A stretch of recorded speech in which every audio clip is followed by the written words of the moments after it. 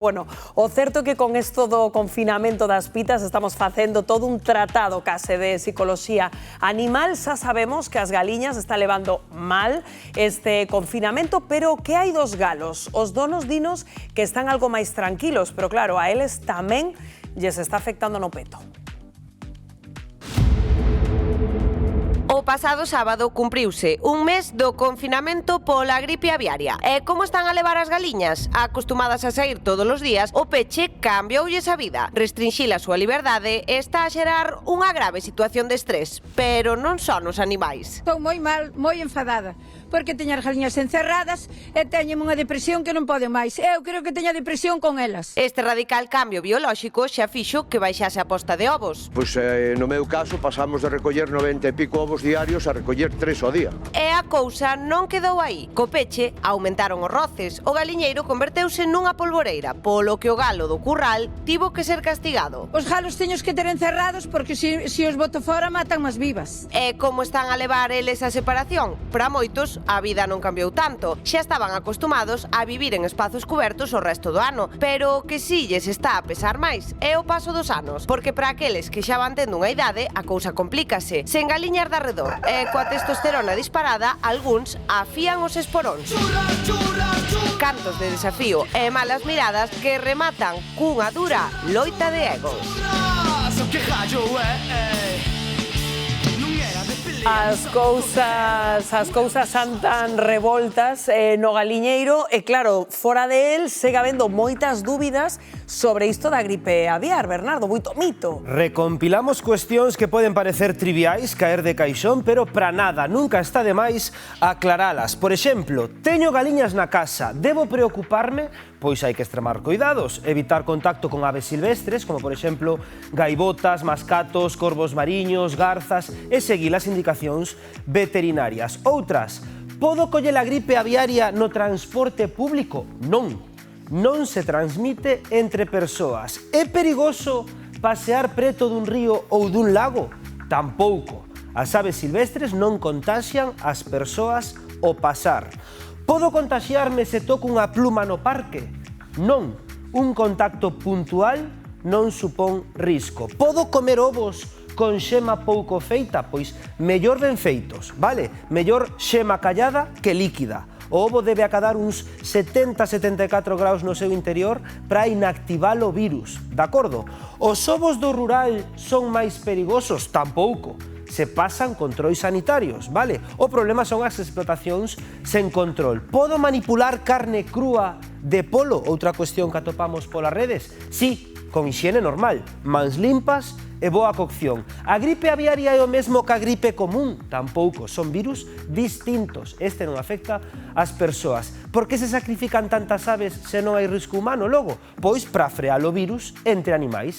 É prevención, non é alarma. Ante tanto mito, ante tanto bulo, ante tanta lenda urbana, que sempre está ben aclarar, medra o medo a comprar carne de polo. Hoxe comprobámolo con produtores de Viladecruces, Padín. Si, así é, coas aves confinadas por mor desa gripe aviar, o sector fala dunha reticencia crecente do consumidor que fala xa dunhas caídas das ventas de un 20%. Por iso viñemos a Viladecruces, onde Tito, moi bo día, como estás? Moi ben non, a verdade é que máis ben mal, porque, claro, isto repercute no noso traballo, naturalmente. Ti és un criador de aves de curral, cantos galos tes agora mesmo? Ahora mesmo, cara a Nadal, pois andamos sobre uns cerca de 200 exemplares. 200 exemplares, e como lles afectou a gripe aviar este novo confinamento? Bueno, pois afectoulle, a ver, a nós, o que decir afectar, non nos afectou nada, porque as instalacións máis ou menos xa estaban preparadas ca súa malla pajarera, para que, máis que nada, porque nós a estar aquí cerquiña da montaña, pois tiñamos moitos problemas de ave rapaz, pero de ave rapaz que tentaba matar os galos, non outra cousa. Nos, gracias a Dios, problema ningún de gripe aviar nunca tivemos, nunca houve nada, ao contrario, os galos están máis sanos que nunca. Claro, vos o que vos está afectando realmente esa confianza que está a perder o consumidor, non? Claro, eu creo que foi, non sei, colleron semejante fobia que non sei polo que, porque non entendo, porque, a ver, ben ves como sintes, os polos están como todos os días, brincando e sanitos como sempre. Porque a gripe aviar podes transmitir a través da carne? Non, é que non ten nada que ver, home. A gripe aviar, pois, é unha infección que collen as aves migratorias. E aquí, por exemplo, é un sitio que non temos aves de paso, non sabes? Que non temos ninguna laguna, ni ninguna historia destas. Aquí, gracias a Dios, isto nunca estuvo, oiches como ahora, que de ter que tantas exigencias e tantas cousas. Non, isto sempre estuvo, oiches, como todos os días. É dicir, o galo perfectamente, e vivindo como todos os días. Claro, e que Tito, falamos de que estamos ás portas da campaña de Nadal, a máis importante para vos, non?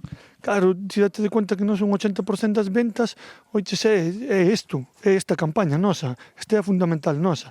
E claro, imagínate, pois se perdemos sobre un 20% das ventas, pois, oiches, pois xa che dá que pensar se po ano que ven pois vas meter animales ou non, naturalmente. Pois Tito, moitísimas grazas por atendernos. Xa ven, compañeiros, unha situación moi comprometida na que están agora os criadores de ave de curral. Grazas, Rocío. Bueno, pois saben que desolación aí en Vila de Cruces, claro, é un pouco comprensible porque por unha banda vemos que os galos están tranquilos, pero claro, a xente non para de ver últimamente estas noticias, como nos contaba Bernardo, é incrible que haxa medo realmente a comprar carne de polo, non, Patricia? Sí, pero bueno, este tipo de alarmas pues esténdense, non, deste xeito e ás veces a falta de información, a desinformación, pois o que leva é a comportamentos que non teñen ningunha explicación realmente, porque o importante é que as persoas non nos contase e que os produtos se poden consumir. Mais aló disto, Rocío, eu comprendo a frustración e un pouco a desesperación tamén que teñen moitas das persoas que teñen galiñas, que teñen galos e que están nesta situación.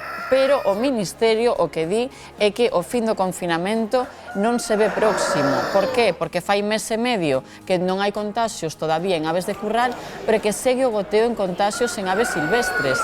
E un mínimo contacto entre os dous animais pode dar lugar a un novo gromo e que volvamos á situación, á casilla de inicio, non? Entón hai que ser moi prudentes, moi cautelosos e sobre todo moi pacientes con esta situación que non é a ideal, pero que é a que ten que ser para frear de todo as infeccións e non estar o inverno que ven pois na mesma situación. Claro, a ver, o máis importante aquí sobre todo tamén é ser conscientes de que isto non se contaxa ás persoas. Eso punto número 1. O que din os expertos tamén, iso sí que é certo, é que o mellor sempre é cociñar moi ben, digamos, todo o que ten todo o que ven, digamos, do mundo aviar. Se cociña esa carne, se cociñan os ovos, e eso, polo tanto, o que permite é que baixo un concepto nos contaxemos de absolutamente nada, porque ademais é unha enfermedade que non se contaxa aos humanos, pero para limitar calquer tipo de impacto, sexa o que sexa, cociñar ben, e punto e final, e non hai problema ningún.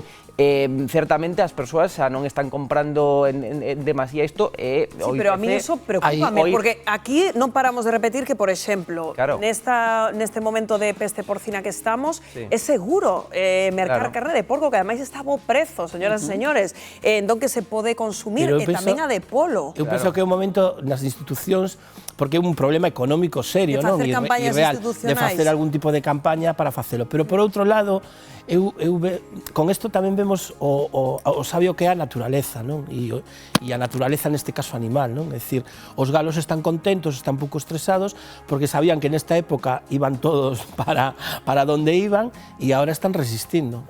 Bueno, galos resistidos. Galos inteligentes. Tito, Dono, xa viron vostedes que moi a gusto non está. E claro, preocupa en termos do IPC, Víctor, pois a derivada económica de todo isto, non? Efectivamente, estamos vendo os prezos, sobre todo no tema das galiñas, da gripe aviar que está causando, e o comentaba antes Patricia, non? Estamos ante un problema que non ten un horizonte a curto plazo, non? As últimas noticias que temos de hoxe mesmo son mortes de un milleiro de aves mortas, de grullas neste caso na zona de Aragón, cegoñas en Madrid, está vendo moitas mortes, co cal non está próximo o fin deste problema, co cal tanto as galiñas, por unha parte, como os galos, como as persoas que traballan aí, teñen que ter moita paciencia, por lo que parece ahora mismo, porque vai a continuar este problema. Isto semella que vai para longo.